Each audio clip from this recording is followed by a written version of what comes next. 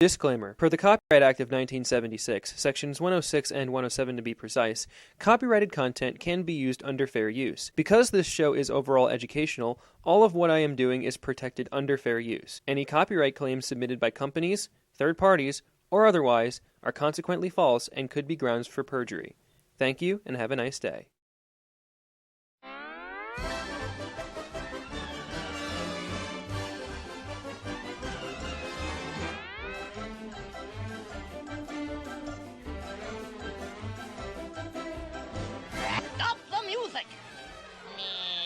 What's up, Duck? What's up? I'll tell you what's up. I'm taking charge here. That's what's up. 6 of you hot in the spotlight is enough. I am riding the shield from now on because I, personally, have all the talent around here. Okay, Mac, let's take it from the top. Okay, far enough. Now then, camera, music, sound.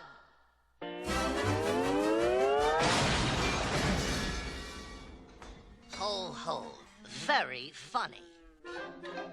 You may expect to hear from my attorneys.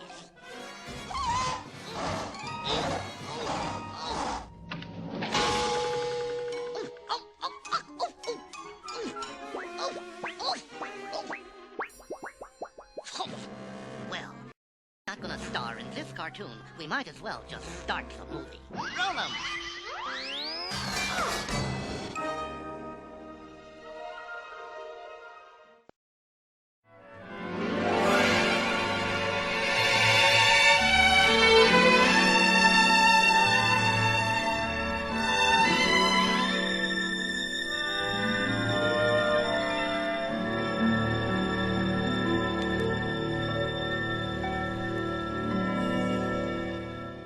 Hello and welcome to the Logo Corner, where every logo type tells a story, even a convoluted one. Today we're going to be presented with a multitude of factoids and associated information.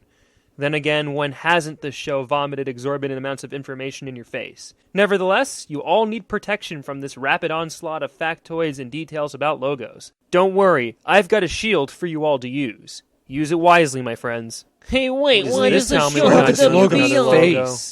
Oh, sorry. I suppose this isn't what you would call a conventional war shield. No matter, since this is a logo show, I would say a discussion about this shield, and the studio behind the shield, is in order. But I am sorry to say that you, the faithful audience, may have to purchase your own shields at your local Walmart or Sears or other fine stores near you. If all else fails, the back button is your best friend. People, let me tell you about my best friend. He's a warm-hearted person who loves. Man, I missed using that joke. In any event, time to focus on more important matters, namely our journey through the fascinating history of this logo by the banner movie company that is Warner Brothers Pictures. Warner Brothers Pictures was the brainchild of 4 brothers whose family originally emigrated from Russia-controlled Poland to Ontario, Canada. 3 of the brothers, Albert Warner, Harry Warner, and Sam Warner, were originally born in Congress, Poland, while the youngest and most well-known of the 4, Jack L. Warner, was born in Ontario. Ostensibly, the company was named after the 4 brothers share the surname, but each Warner contributed to the company in their own unique fashion, with Harry and Albert at the financial and distribution end of the business, and Sam and Jack at the technological and production end. Warner Brothers ultimately budded as a company and rose to challenge other major studios such as Paramount, MGM, and First National, although First National was later absorbed into Warner Brothers by its acquisition in 1936. Not bad for an independent film studio. Warner Brothers Pictures was officially founded in 1923 as it became incorporated in that year. However, the Warner Brothers Studio was established 5 years prior in 1918, when the Warner Brothers Studios were built on Sunset Boulevard in Burbank, California. Even with this information, some spokespeople, and perhaps relatives of the Warners, claimed the company was established in 1905, after the 3 elder Warners founded the Duquesne Amusement and Supply Company, which specialized in film distribution. However, for all intents and purposes, Warner Brothers existed since 1923, and future logo variants we will discuss reflect that date in the byline notices. Warner Brothers is a rather famous film company, not just because of the stars that associated with Warner's such as James Cagney, Joan Blondell, Humphrey Bogart, Douglas Fairbanks Jr., Joan Crawford, Errol Flynn, Olivia de Havilland, Lauren Bacall, and Doris Day, and not just because of their blockbuster films ranging from 42nd Street, Casablanca, Gone with the Wind, and The Searchers to Blade Runner, Twister, the entire Harry Potter series, and the Dark Knight series, but also because they permanently changed the face of movie making and Hollywood with the introduction of synchronized sound to their pictures.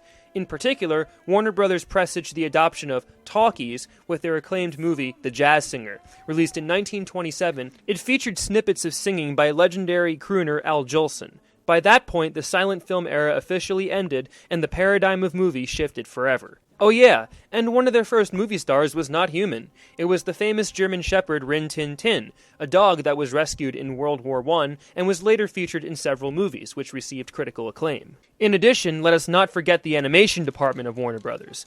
I won't go into too much detail here because I believe that should be reserved for a separate video, but here's a quick overview. After American movie producer Leon Schlesinger said so long farewell to animators Harmon and Ising, who sent their original cartoons to Warner through Schlesinger, Schlesinger founded his own animation company in 1933. By 1936, noted cartoonists and animators were added to his team, including Friz Freleng, Tex Avery, Robert Clampett, and Chuck Jones. Soon after, characters such as Porky Pig, Daffy Duck, and the ever-popular Bugs Bunny were created. And from that moment forward, the Looney Tunes and Merry Melodies crew became inextricably linked with the image of Warner Brothers. By 1944, Warner Brothers purchased Schlesinger's studio, renaming it Warner Brothers Cartoons. The legacy paved hereafter is, as they say, history. Because Warner Brothers Pictures was an independent movie studio, there isn't a complicated history behind the creation of the company as much as there is a history of the company buying rival film studios and other businesses in order to advance in the Hollywood business. However, as was the case with Paramount in the previous episode, Warner Brothers faced declining sales, and the head honchos were becoming more aware of their age. The company was then sold to a third party in 1967. But we will reserve that discussion for later. In terms of logos, Warner Brothers' first logo arrived on the scene in 1923, despite the Warners already having a short back catalog of movies they produced during the First World War. In character with the previous movie logos we discussed, the first logo debuted with an already striking and distinct design. Take a look. From the very beginning, Warner Brothers adopted the shield as their symbol, though it is somewhat unclear as to why the logo was in the shape of a shield. Some people speculate that it was a metaphor for the other Warner Brothers resisting Jack L. Warner's attempts to dissuade them from using sound synchronization in their movies. Others claim the shield stands for power and authority. Whatever the reason may be, the shield was there since the start. But its first design is a bit cluttered, to say the least. In this variant, we see the outline of a shield with an inset picture of the Warner Brothers studios located in Burbank, California. Just underneath the picture are the letters W and B, which appear stuffed towards the bottom of the shield by the picture. This logo is accompanied with wording, though two bylines exist. The first byline reads, "A Warner Brothers classic of the screen," in which the first three words are located in an arc on the top portion, while the last four words are located in a straight line below the shield. This byline was in use until 1926, when it was changed to the simpler "A Warner Brothers production." This variant can be seen in The Jazz Singer. This variant was not accompanied with its own fanfare, and thus relied on the soundtracks of the original movies to fill in the audio space. Here are several versions of this logo variant.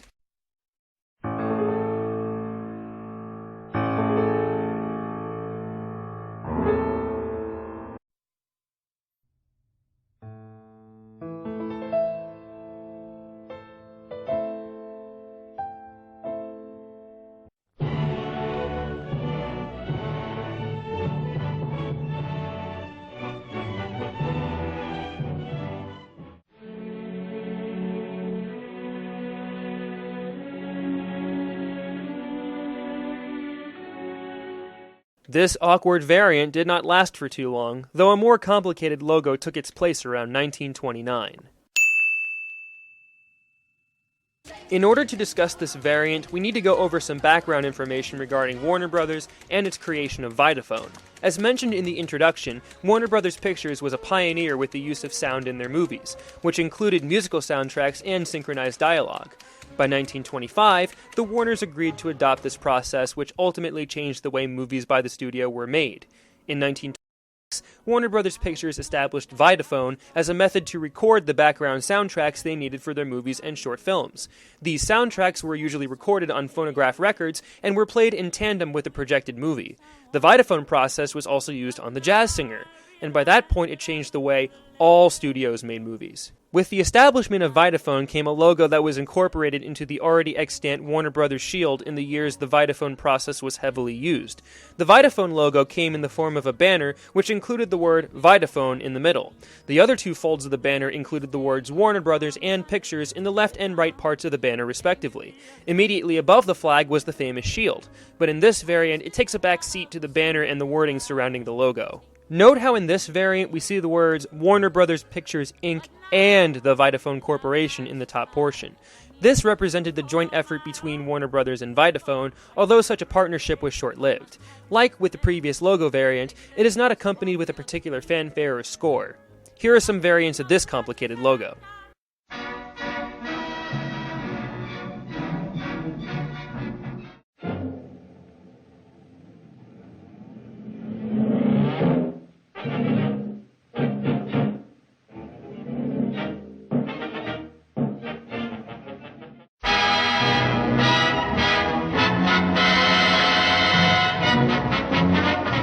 By 1931, Warner Brothers did away with usage of the Vitaphone process in their movies, though the company was still alive until around 1960.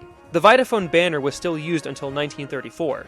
After that, a new logo variant was introduced, and this logo is definitely more in your face. In this variant, we see a logo that dispenses with the ornate nature of the previous variants and relies on the directness of its presentation. Against a cloud background, we see a transparent shield with a distinct WB lettering inscribed inside the shield. The shield and lettering zoom in from the center in a rapid fashion, almost as if the logo is about to escape from the movie screen itself. After the logo makes its grand entrance, it half fades to show the wording Warner Brothers Pictures Inc. Present. This wording appeared in different fonts, though the general premise remained the same throughout the duration of this logo's usage. This logo may inspire some anxiety in some unprepared viewers, though I think it's the most dynamic variant of the logo we have seen yet. And it possesses some central resemblances to the more current forms of the logo, which we will discuss later in the episode. Here are some versions of this variant with different musical accompaniments since this logo variant still does not have its own fanfare.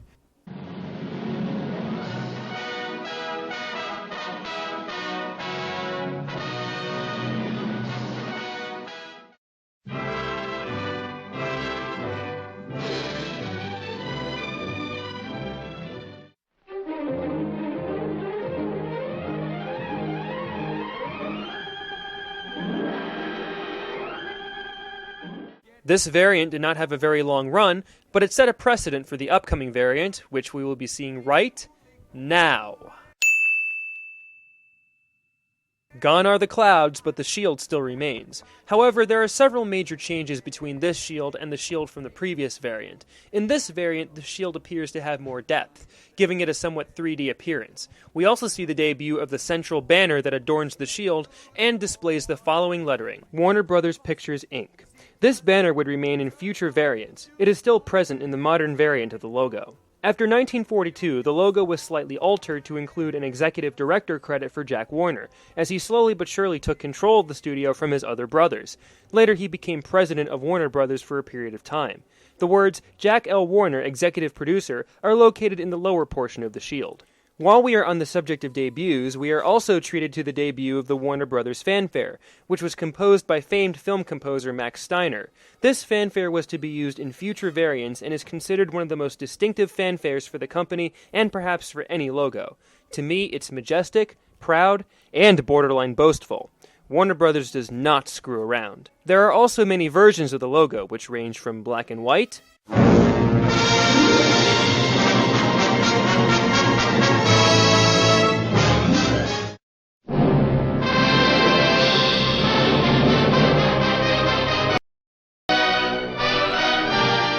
to full-on color.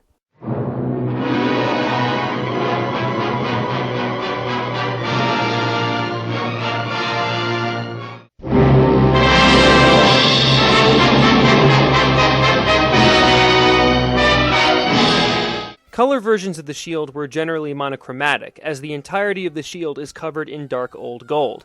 This is not to be confused with colorized versions that rely on future versions of the Warner Brothers logo for the colorization process. The backgrounds also followed suit, with them reflecting the monochromatic appearance of the shield. This logo was used for the critically acclaimed movie Casablanca, whose soundtrack will play a crucial role in future logo variants. Keep an ear out for that. This 3D version of the Warner Brothers logo had a long run, and in my opinion it is one of the more distinctive logos Warner Brothers created. However, that's nothing compared to our next variant. Brace your familiarity for this one, 'cause here it comes. This variant should certainly ring some bells in your head. Most of you have probably seen this before. Gone are the monochromatic colors and copper tones. In this variant, we have the classic blue shield surrounded by a thick gold border. The stylized WB lettering is also in gold, and we also have a reprise of the banner, proudly spelling out Warner Brothers Pictures immediately in the center of the shield, omitting the Inc. abbreviation that was present in the preceding variant. The banner also appears to curve around the shield, which gives the shield a three-dimensional presence. Naturally, the wording located in the banner is in gold too. The shield, in comparison to the previous variant, is wider and provides more room for the stylized WB lettering. Underneath the logo, a cursive version of the word presents is, well, present, although the word itself varies in size and font from movie to movie. In addition, there are multiple versions of this particular logo variant. Of course, the most identifiable version of the logo contains the famous backdrop of blue skies and intermittent white and gray cumulus clouds. I like to think of this background as a metaphor for how high Warner Brothers' ambitions are. The skies are the limit, although I would imagine the backdrop could easily just be an aesthetic choice. I prefer my more grandiose take on the matter. However, the cloudy backdrop was not always used for this variant, as there were many custom versions of the logo tailored to specific movies and their associated themes. I will show some more of those variants later on. In any case, here are a few generalized variants of the ever-popular Warner Brothers classic shield.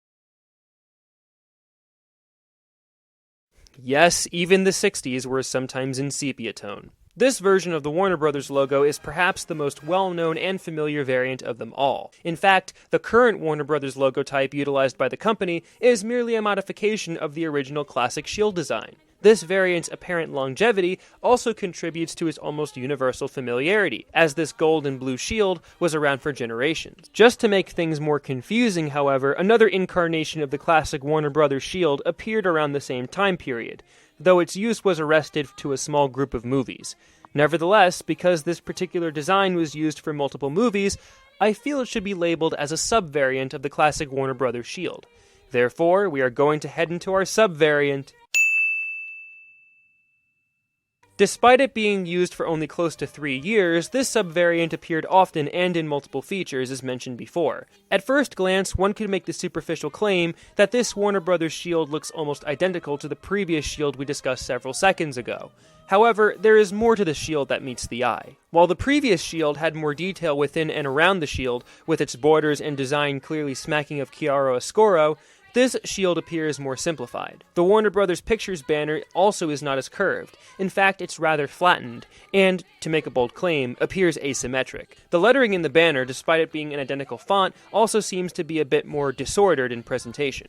Another major difference between the two shield designs involves the stylized W and B. Yes, they still have the same distinctive appearance, but again the borders are not as defined. They also seem to be more compacted into the shield, though I would argue that the reason they appear squished is because the shield size is slightly smaller in this design. Continuing with the somewhat strange theme of asymmetry, the shield itself also appears uneven, giving it a rough and rudimentary appearance. It's almost as if this shield subvariant was the first shield design the Warner Brothers logo department came up with before creating its more successful brother, so to speak. As a final note for this variant, the cloud background is still there, though the clouds and sky are not as detailed either. It's almost as if the shield is superimposed in front of a sky that contains both cumulus and cirrus clouds. Cirrus clouds are awesome anyways, so that is not too much of an issue. Nevertheless, despite some of its imperfections, this shield was used in classic movies such as Dial M for Murder and Rebel Without a Cause. So it's perhaps one of those don't judge a book by its cover moments. Now I feel guilty. But enough about my personal inadequacies. Let's look at some versions of this shield design.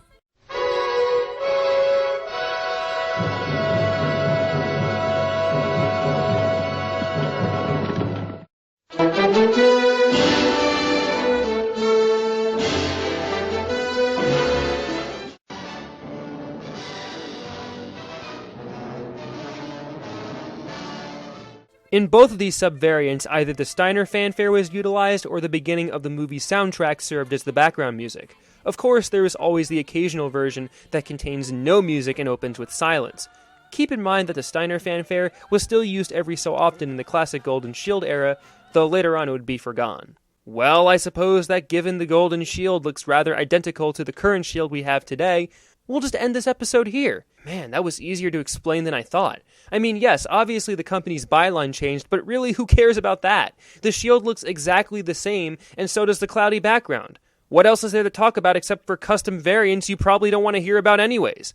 Roll the ending theme! Coming up next, more crazy and wacky logos, more interesting observations, and ooh, what the hell is this crap? This can't be a variant! Whose brilliant idea was this? What the hell? I wish the logo history of Warner Brothers was truly that simple. But alas, we here at the Logo Corner always seem to encounter rather complicated and elaborate stories behind massive movie companies. Especially Warner Brothers. Ugh. Okay, so what in the world is going on here? The classic Golden Shield seemed to get the job done. Where did it go alongside the fancy font? Why is the shield transparent? Where did the B go? But I think the real burning question is, who is 7 Arts, and what business does it have intruding on our Warner Brothers logos?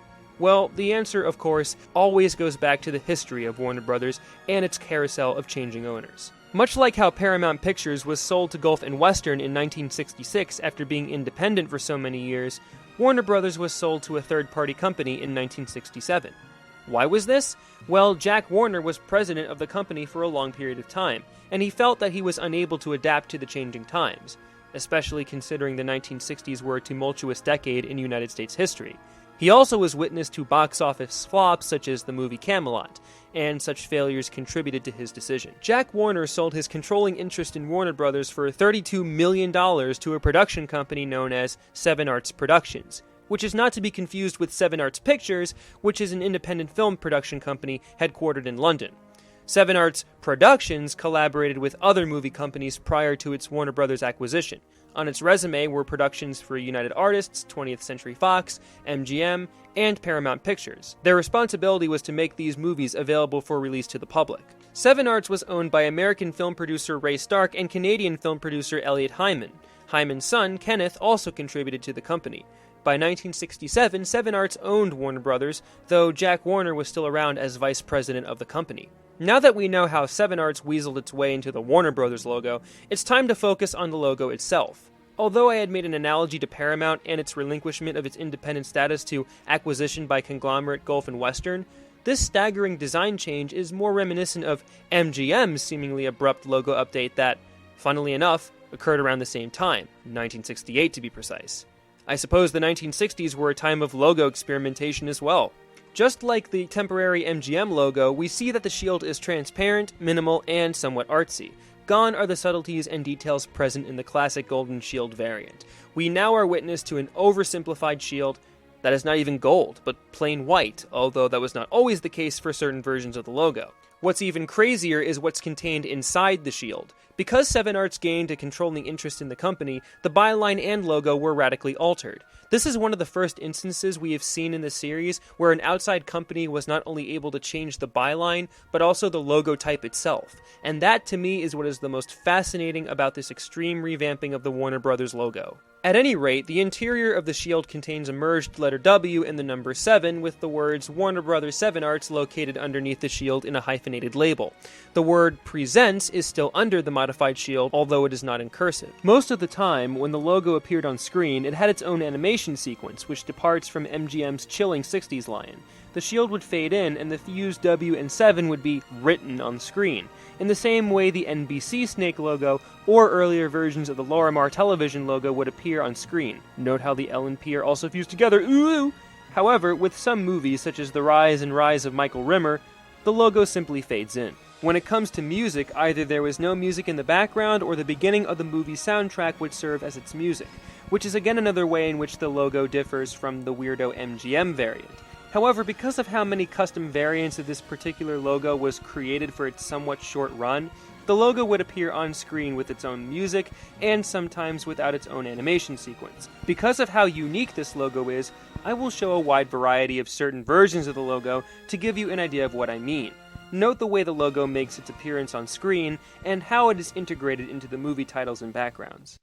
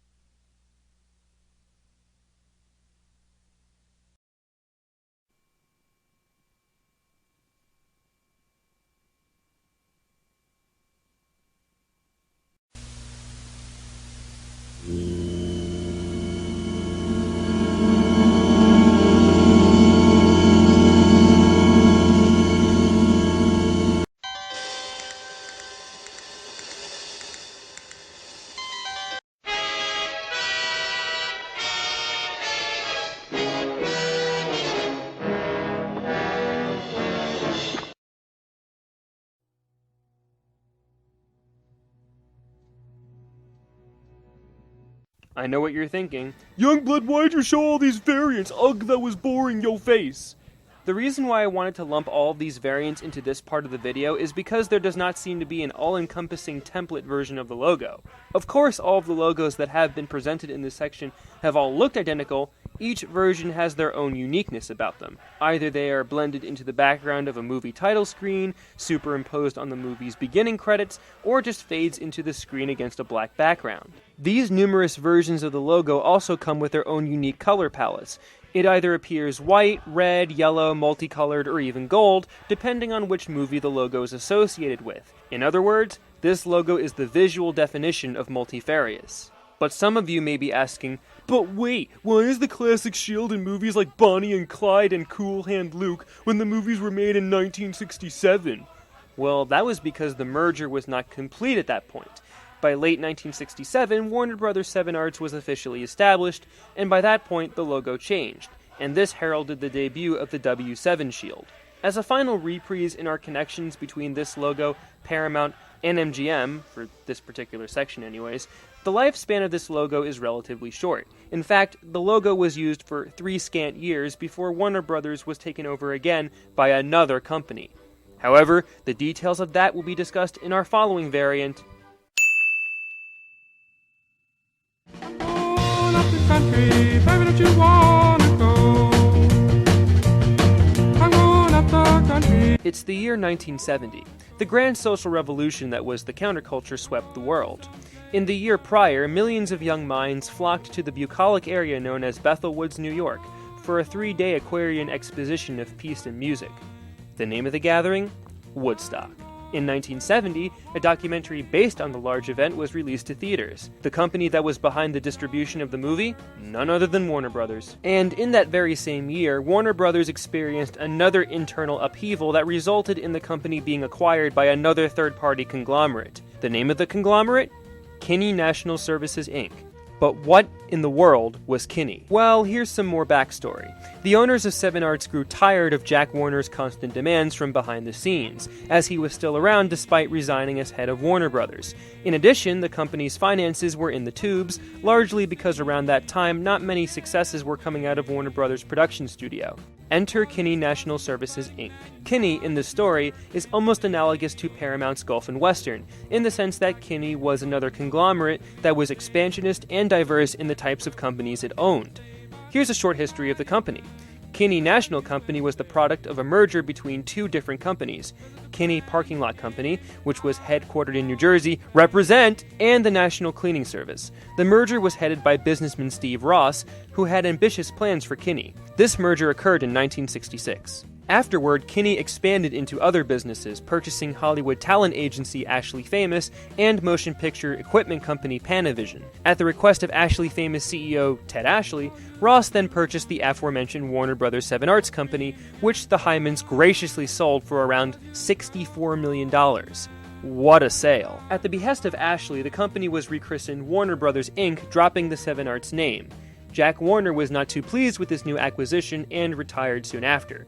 Warner would pass away in 1978, outliving the rest of his brothers and leaving an indelible mark on the film company. Back to Kinney. As a result of this ownership change, the logo was redesigned yet again. In comparison to the previous shield, which constantly changed color and was a bit more rounded at the edges, this shield was more consistent and more detailed.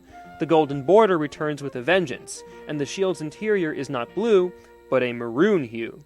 The shield is also stretched so that the bottom point is more pronounced. The lettering is also more sophisticated. The B also returns, though the W and B is not stylized as we have seen in previous variants. Instead, the edges are beveled so that the lettering appears to pop out of the shield. Immediately underneath the W and B is an elongated rectangle with the same gold border and maroon interior, containing the byline, A Kinney National Company. Well, it actually was not as simple as that. One part of the logo that remained somewhat inconsistent was the byline. Sometimes it would say A Kinney National Company, other times it would say A Kinney Leisure Service, and sometimes it would simply say A Kinney Company. Note how it changes when the variants are shown. Usually the logo would appear in front of a blue or turquoise background, though there are certain movies where the logo appears in front of a black background. Finally, the word Presents is located underneath the shield and byline notice, just like we have seen in previous variants. Of course, the logo enters in a rather simplistic fashion. There is no Lorimar-esque drawing of the logo on the screen. It simply fades in and graces the screen. But at least there is some semblance of an animation sequence. As for the music, there certainly does not seem to be a constant fanfare, though I do recall a fanfare being made especially for the Kinney Shield variant. It was not always used, and most of the time the logo would appear accompanied by either the movie's beginning music or silence. At long last, here are some Kinney Shield variants for your viewing pleasure.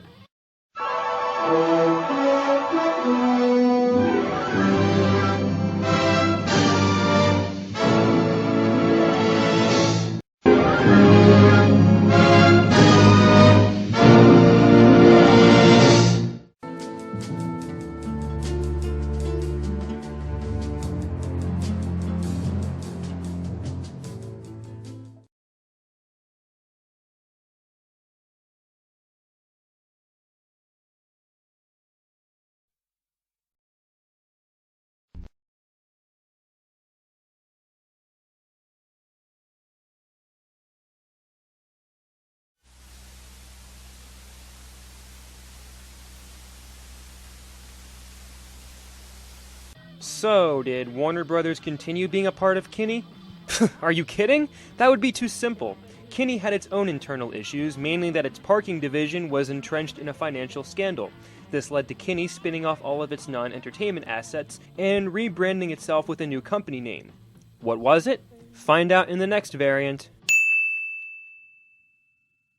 The next variant appears to be a return to form, at least in comparison to the previous two variants we discussed.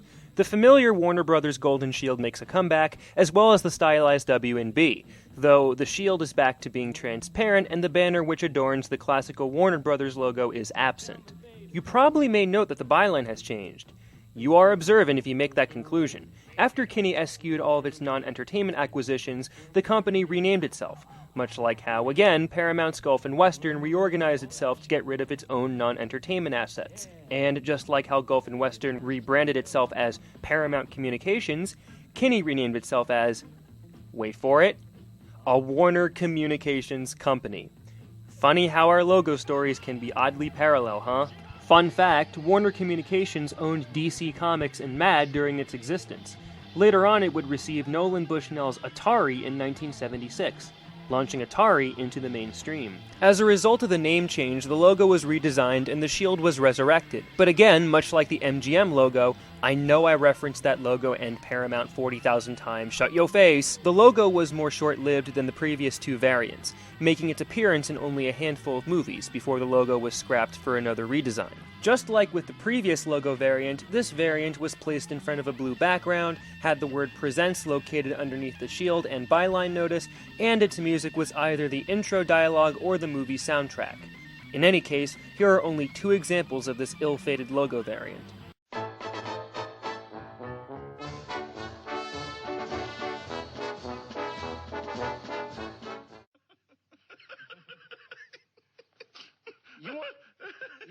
You want to talk about the vanishing wilderness? Louis, listen, what are you... Does the logo carousel stop here?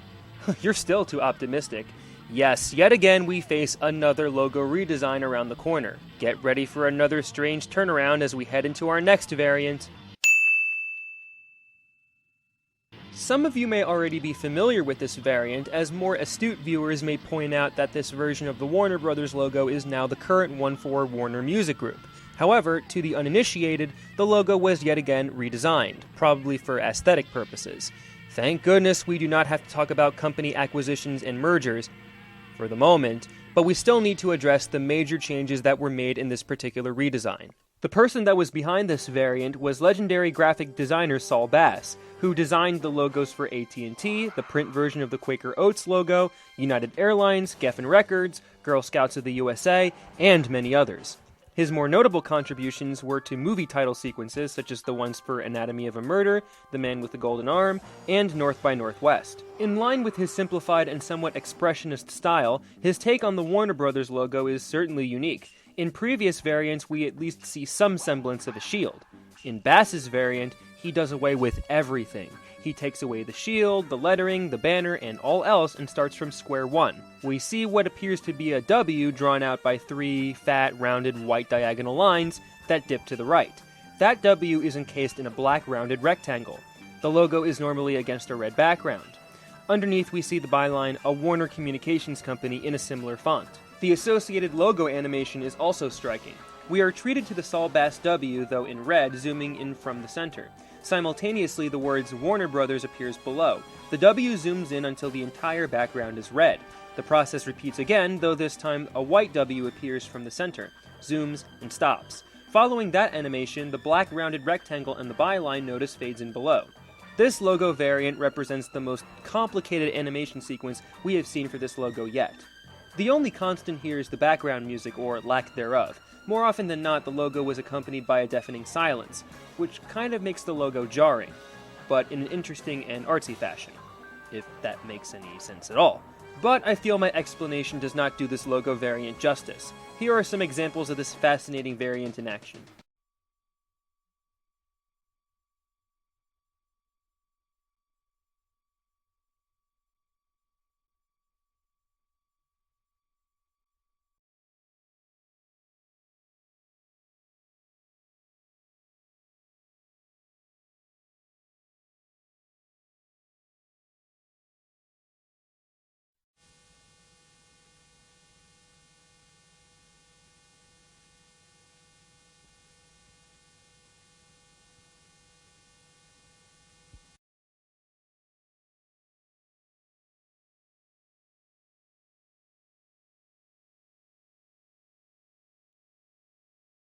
Certainly the logo has a harrowing beauty to it that cannot be replicated. We'll miss you, Saul. But enough of my over-sentimentality. This logo was used for close to a decade, so at least this one had more longevity than the three previous other logo variants combined. Nevertheless, this variant too was retired. Retired for what, you may ask? Oh, you'll get a kick out of this. Yeah, so you're probably thinking, hey, wasn't this the very same logo variant we saw a while back when we discussed the classic Golden Shield variant? Well, yes, and in fact, it's quite identical. I'm sure the whole lot of you in YouTube land are puzzled beyond reason. And in fact, so was I when I first researched the history of the logo years ago. After all that rigmarole, all the massive logo changes, redesigns, the great ownership carousel that was Warner Brothers between the 1960s and 1970s, and the great Saul Bass redesigning the logo, the classic Golden Shield was reinstated as the logo for Warner Brothers after all. I can understand the motive behind it, but that appears to be one massive and ridiculous anticlimax. It's almost as if Warner Brothers woke up from a rather lucid nightmare, and everything that happened the past several decades was an elaborate dream. What a jip. But in any case, the Golden Shield made a grand return, but at least the work is easier on me. I have already described in detail what the classic Golden Shield looks like back when we discussed the original variant, so I do not have to cover any new ground in that arena. The cloudy background also returns, and overall the logo variant remains consistent for the time period it was used. However, the main concept to understand when discussing this variant is how long the variant was in play. The variant was adopted in 1984, and it was replaced with another variant in 2001. During that time, many business maneuvers were played out behind the scenes. For one thing, the Warner Communications byline was transferred to the resurrected Shield variant. The byline would remain until around 1990, when a major merger occurred. Time Inc., the owner of the popular magazine and a company that had enormous amounts of prestige, agreed to merge with Warner Brothers in 1989. The merger was finalized in 1990, and the company that became the owner of Warner Brothers was none other than Time Warner Inc. The name should sound familiar to anyone who owns the cable service or has heard about its massive influence in the news and other venues. At that juncture, the company's byline changed to a Time Warner Company, though the classic shield and cloudy background remained the same. That byline would not remain long, as the byline would then change in 1993 to a Time Warner Entertainment Company. That byline would remain until around 2001, when it would change yet again, though that will be discussed in the next variant. Speaking of throwing back, remember when I mentioned the Max Steiner fanfare in the 1940s variant? Yeah, that also returns in this variant too. However, there are occasions where the accompanying music is, yet again, the movie's beginning music credits. In any case, here are some versions of the resurrected classic Golden Shield with the associated byline variants presented.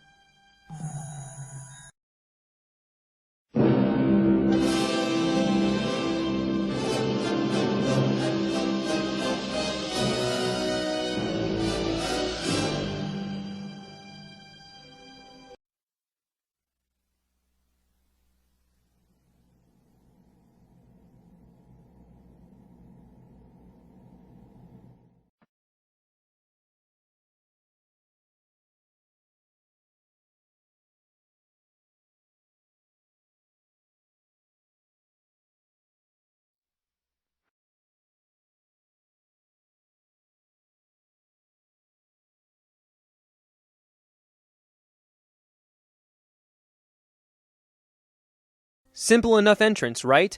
Nice fade in, and nice recap of the old classic Shield.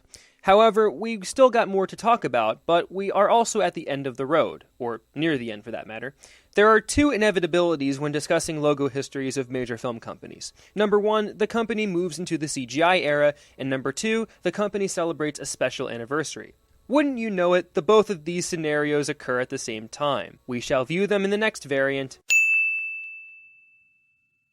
In 1998, Warner Brothers celebrated the 75th anniversary of the incorporation of its company back in 1923. To commemorate the anniversary, a new logo was animated in the, at the time, new animation style of CGI. The logo variant was designed by Intralink Film Graphic Design, and the animation is rather spectacular. We are first treated to a view of the Warner Brothers studio lot drenched in gold. Suddenly we see some ripples indicating the shield is about to appear.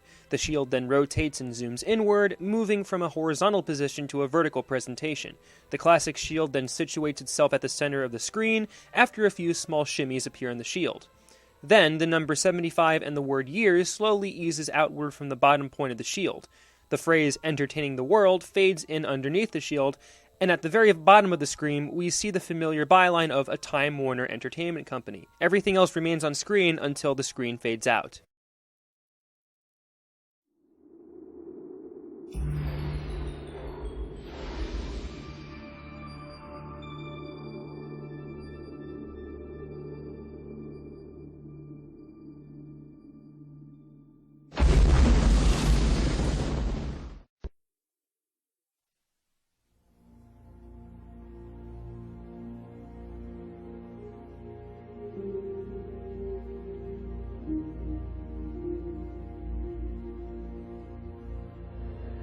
This animation sequence for the 75th anniversary variant presages future sub-variants of this particular logo variant, as it has remained in use until the present day.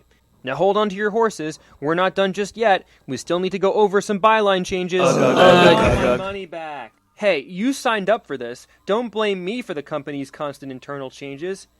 Anyways, after the introduction of the 75th anniversary variant, more changes occurred within the company. Around 2001, the CGI Shield and regular Shield were used interchangeably, though by that point, web search engine and multimedia company America Online, also known as AOL, developed an interest in Time Warner and bought the company for around $164 billion. AOL claimed that it would hurdle Time Warner into the internet age and allow for massive growth of the company. Around that time, the byline changed to an AOL Time Warner Company due to AOL's controlling interest in the company and its steadfast investment with Time Warner's growth. Unfortunately, not every story is a happy one in finances. AOL's influence rapidly diminished after it was adversely affected by the dot-com bubble. By that point, AOL was unable to achieve synergy with other constituent branches of the Time Warner Company, and after much hardship and conflict, Time Warner dropped AOL from its name in 2003. By that point, another byline was employed, simply referring to Warner Brothers owners as a Time Warner Company. By late 2003, the byline was reformatted yet again, with the words Time Warner fused into one word and its own font. It is important to note that throughout these byline changes, the logo animation remains exactly the same, though the shield does not zoom out as much as the 75th anniversary shield. However, one important element that should not be discounted is the logo's fanfare, or rather, piano jingle associated with it. Remember when I referred to Casablanca and its inclusion of As Time Goes By? Well, here's where the song comes back into play. The logo jingle is an orchestrated version of an excerpt of As Time Goes By, starting with the piano melody and evolving into an orchestrated arrangement that ends on a majestic note. While that is not present in every logo variant, the generalized variant of the logo contains the theme. Here are all the sub-variants I discussed in this section, which include the byline changes.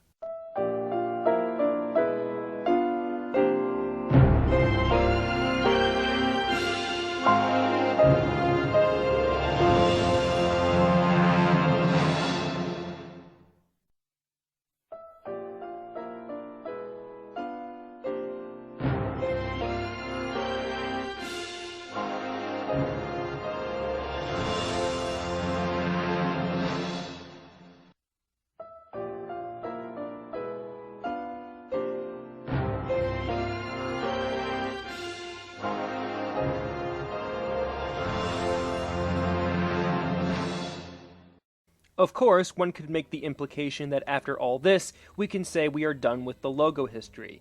But there is one more interesting variant to consider. This will lead to our last variant, finally. In conjunction with the CGI Shield that we discussed already, Warner Brothers created a recent variant for its collaborations with New Line Cinema.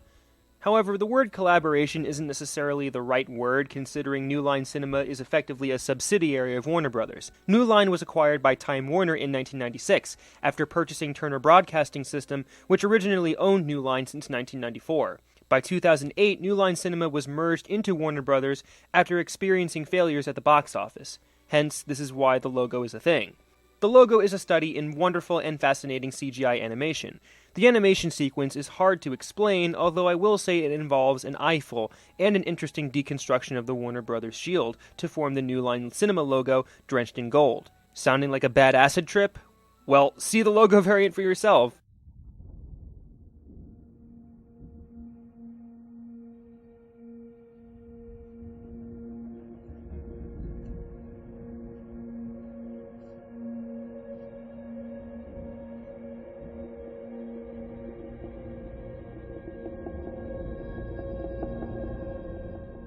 Pretty cool effect, huh? The day-to-night transition is also seamless and spectacular.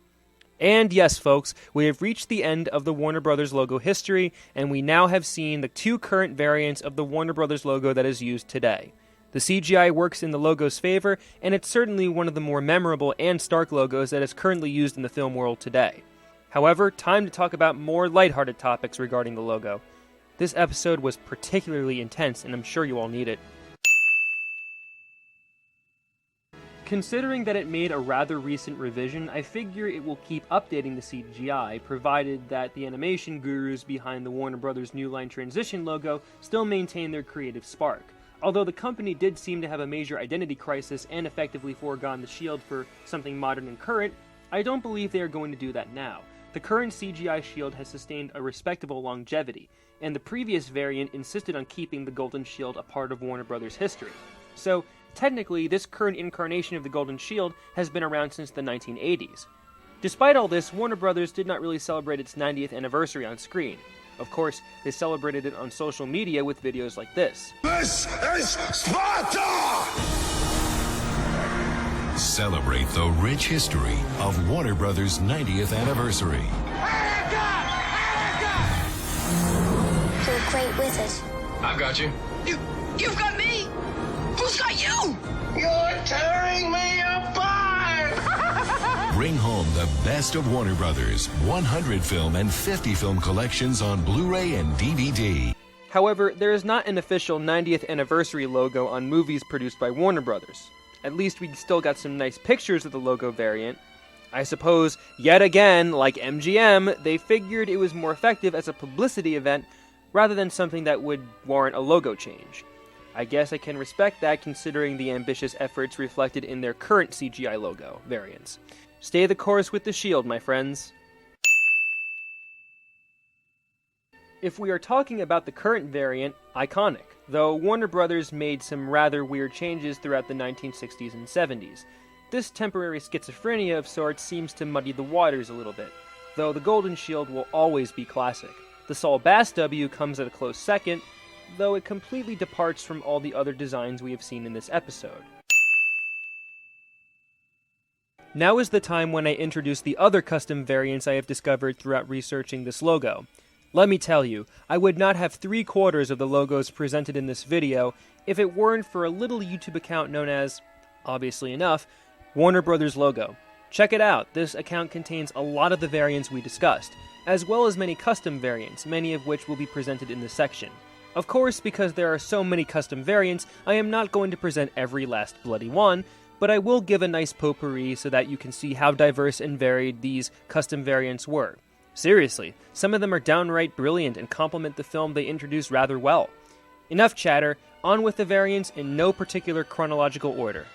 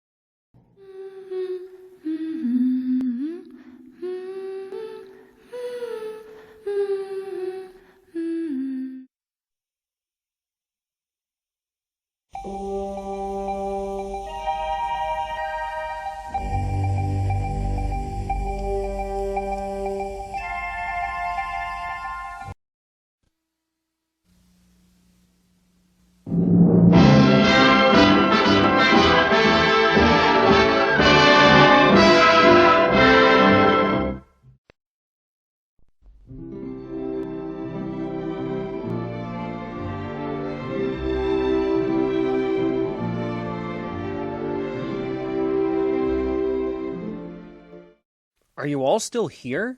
If you are, thank you so much for sitting through this entire episode. Seriously, there were so many variants and so many custom variants to discuss. If you sat through the previous portion without skipping or falling asleep, then I commend you a millionfold. Hopefully as we continue, things become less complicated. Well, one can only hope. Maybe that's why I recommended you put your shields up earlier. You deserve to shield yourself from such complicatedness. Coming up next, how one movie company copyrighted the Earth, why polygons matter, what to do if a logo flies out of your television, and how to cope with logophobia. This has been Youngblood Fantasy 91, and ladies and gentlemen, I'll see you all in the brighter later. Good night, folks.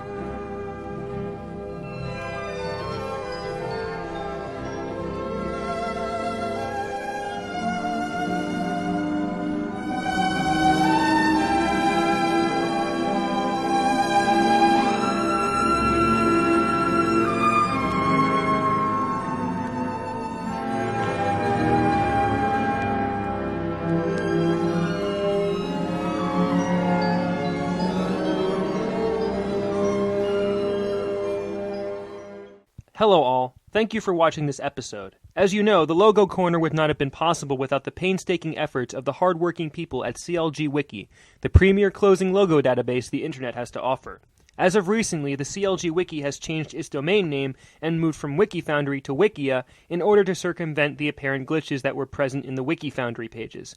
Follow the CLG Wiki on their new domain name, which is http://closinglogogroup.wikia.com.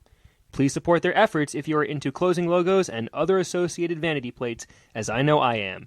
Thank you all for your continual support, and have a wonderful day. Keep on logoing.